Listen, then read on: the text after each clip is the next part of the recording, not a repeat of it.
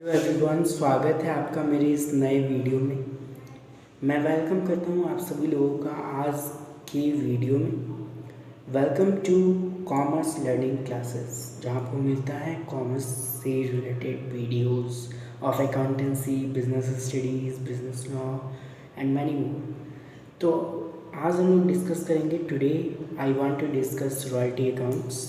Meaning of royalty accounts. Royalty होता क्या है? Royalty is a periodic payment. Royalty एक पीरियोडिक पेमेंट होता है for the right to use the property of another person for profit. This is paid for intellectual property such as copyright in book or a patent in an invention. Royalty is paid as per agreement. Agreement का basis पे royalty pay किया जाता है। In short, the payment to the owner by the user of property और special right is termed as royalty. मतलब आप use करेंगे किसी का प्रॉपर्टी को, तो आपको जो पेमेंट करना होगा वो आपका रॉयल्टी है, वो एग्रीमेंट के बेसिस पे होता है। ठीक है। For accounting purposes, the person who receives royalty is known as lessor or landlord, and the person who pays the royalty is known as lessee. मतलब जिसको पे किया जा रहा है उसको हम लोग बोलते हैं लेसर और लैंडलॉर्ड, और जो पे कर रहा है उसको हम लोग बोलते हैं लेसी। ठीक है। Royalty is calculated on the basis of either production और सेल्स। मतलब या तो सेल्स का बेसिस पे कैलकुलेट होगा या तो प्रोडक्शन का बेसिस पे कैलकुलेट होगा रॉयल्टी। अब हम लोग देखेंगे फीचर्स ऑफ रॉयल्टी। तो royalty is periodic payment. Periodic payment है बेस्ड ऑन एग्रीमेंट। एग्रीमेंट पर बेस्ड होता है। Paid for the use of certain special rights.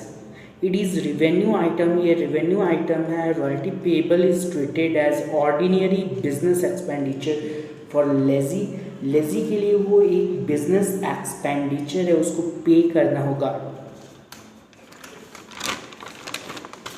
और रॉयल्टी रिसीवेबल जो है treated as revenue income for the lessor and landlord. Landlord के लिए वो आपका इनकम है। It is also transfer to profit and loss account. अगर स्पेसिफाई नहीं किया गया है तो उसको हम लोग प्रॉफिट एंड लॉस अकाउंट में भी डाल देते हैं।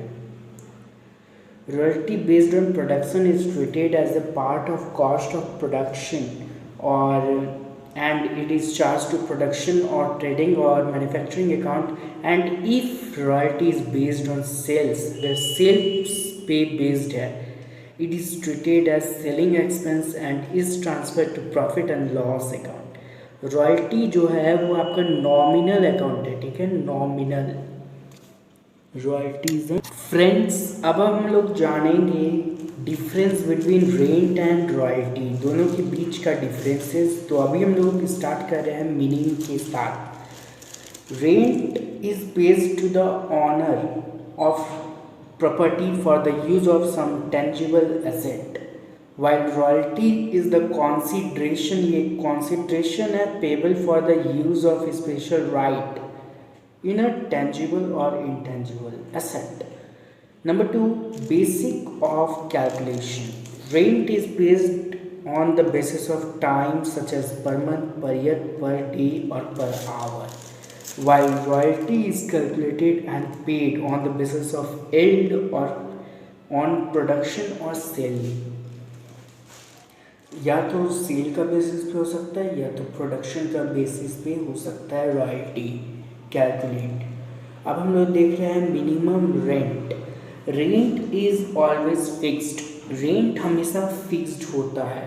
इन this contract question of minimum rent does not arise. यहाँ पर मिनिमम रेंट का क्वेश्चन अराइज नहीं होता है। As per the terms of agreement, royalty may be without minimum rent और विथ मिनिमम रेंट।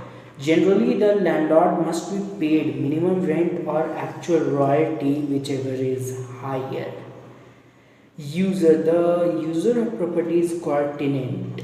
रेंट में जो यूजर होता है प्रॉपर्टी का उसको हम लोग टेनेंट बोलते हैं, और वही रॉयल्टी में the user of property is called lazy और लीज होल्डर।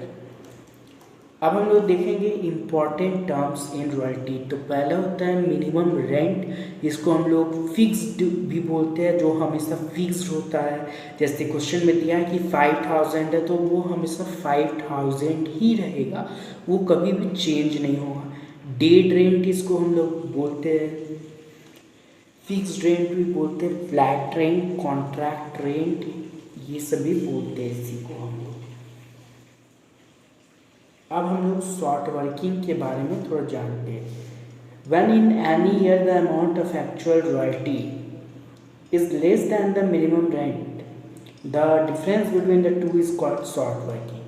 मतलब रॉयल्टी और मिनिमम रेंट के बीच का जो डिफरेंस है उसको हम लोग शॉर्ट वर्किंग बोलते हैं। अब हम लोग देखेंगे important points regarding short working. So short working arise on account of production in initial years, and two, when there is a stipulation of minimum rent in the agreement, short working is equal to the difference between minimum rent and royalty। Short working जो है वो loss है lazy के लिए, क्योंकि उसको अपनी pocket से पे करना पड़ता है, लेजी के लिए लॉस है short working. There are two types of short working, मतलब एक होता है रिकवरेबल और एक होता है अनरिकवरेबल, जो कि रिक्यूप हो जाएगा, और रिकवरेबल जो कि रिक्यूपमेंट नहीं हो पाएगा।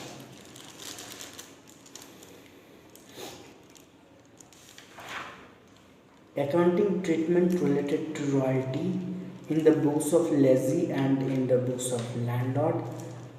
Royalty account, landlord account, short working account, if required minimum rent account, short working reserve account, profit and loss account or statement of profit and loss account and balance sheet। और in the books of landlord आपका बनता है lazy account, royalty reserve account, royalty receivable account, ये सब बनता है। If required profit and loss account, अगर ज़रूरी है तो ये सभी बन जाता है statement of profit and loss account and balance sheet. ठीक है, नेक्स्ट वीडियो में हम लोग आगे इसके बारे में डिस्कस करेंगे। Important points regarding account.